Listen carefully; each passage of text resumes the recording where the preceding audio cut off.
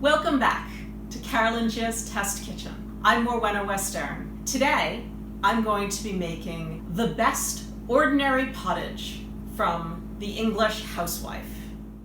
Here's the recipe.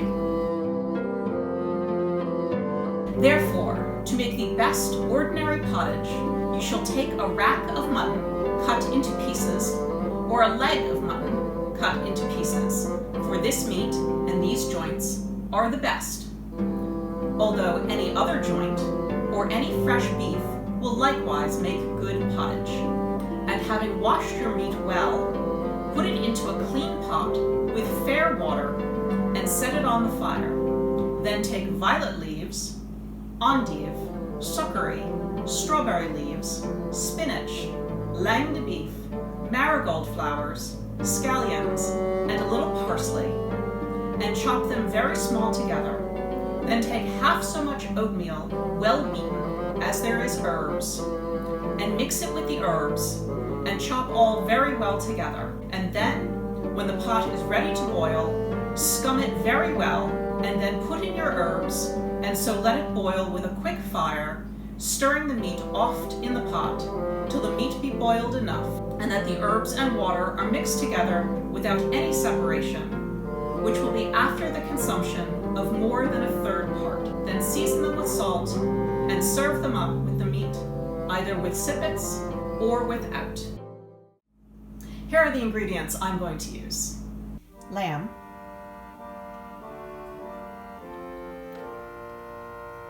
greens, consisting of spinach, parsley, endive, strawberry leaves, violet leaves, and scallions. Oatmeal. For the meat, I'm using lamb. It's very hard to get mutton these days. In terms of the herbs, spinach was easy enough to find. I wanted to get curly endive, which would have been more historic, but all my supermarket had was Belgian. So I'm using that. Succory is chicory, but I couldn't find any. I am growing both strawberries and violets, so I was able to pick the leaves from my garden, likewise the parsley. Again, scallions were easy enough to find. I have no idea where to get langue de boeuf, and I'm not currently growing edible marigolds. So that's what we've got. As for the oatmeal, I started with steel cut oats, and then laboriously ground them in my mortar and pestle to make oatmeal. Well, all right, so I did a little bit in the mortar and pestle, and then I got out the coffee grinder. It was a lot of oats. All right, let's get cooking. We're gonna start with the lamb. I had gotten a whole piece, about a pound with bone, and cut it into stew-sized chunks. I'm also adding the bone for flavor. I think it's part of a leg. We've put it in our clean pot, and I'm going to add fair water. I'm just gonna cover it, and I'm going to set it on the fire.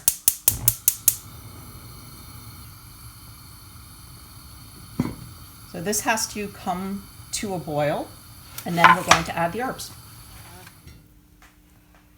So chop the herbs very small. So endive was about 1.5 cups. It was one whole head.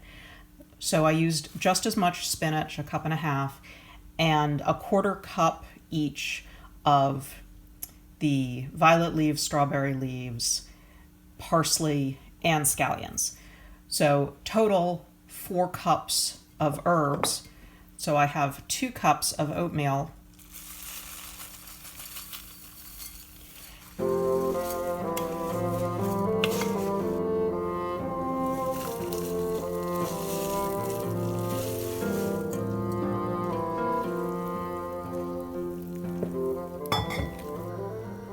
Now that the herbs and oatmeal are added, let it boil with a quick fire, stirring the meat oft in the pot till the meat be boiled enough and the herbs and water are mixed together without any separation, which will be after the consumption of more than a third part. So that's looking good. I'm gonna let this cook until the liquid is 1/3 reduced. We'll come back then. I'm really interested how these leafy greens are gonna taste. They all have a somewhat bitter flavor when they're raw. So I'm really interested what the cooking process is gonna do to them. I'll see you back here in, I don't know, maybe an hour? After just half an hour of cooking, this is really thick. It's a lot like a polenta. The herbs are thoroughly incorporated. There's some bits of meat. So Markham says to salt it.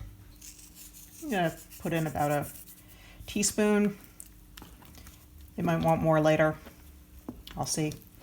That is the only seasoning. Let's give it a try.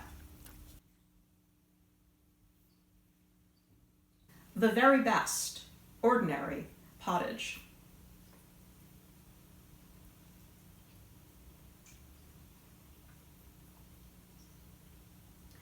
It's pretty good.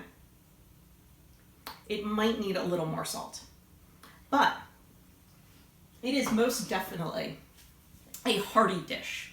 I can definitely taste the meat in the broth, and while I can't taste any individual vegetables, it just sort of tastes a little green. I was afraid about the herbs being bitter, but the cooking has completely mellowed them out and just sort of, like I said, made it a constant green taste. Markham had said this could be served with sippets or without. Since this turned out so thick and so oaty, I opted not to put any bread under it. I think that was the right decision. So I like it. I think it would be a perfect early spring dish. You know, when it's like pleasant during the day, but it gets a little chilly at night. The herbs are all available in early spring, especially the violet and the strawberry leaves. I think it would also be a great camping dish. You could completely cook this over an open fire. It has very few ingredients to bring: the meat, the herbs, the oatmeal, water, salt, that's it. My one caveat is you cannot just set it on the fire and walk away. I found myself constantly stirring it because I was afraid that the grains were going to scorch. So it was a bit more labor intensive than I expected, but I was also counting on it cooking for like an hour, and it was thoroughly done within half an hour.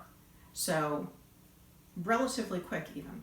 So there you have it, the best ordinary pottage from Gervase Markham's The English Housewife. Enjoy. It's the day after I made the pottage, and I've had some time to think about it. I wasn't really happy with the consistency. I thought it tasted great. The combination of the lamb and the leafy greens and the oats tasted really good, but it was thick and cereal-like, and that was not at all what I had expected or hoped for. If I made this again, I would use 1 pound of meat and 6 cups of water and 4 cups of chopped leafy greens, but I would reduce the ground up oats to just 1 cup. The other thing I would change was, because Markham said a quick fire, I had the heat on about medium. It just cooked too quickly. So I would reduce the heat to low.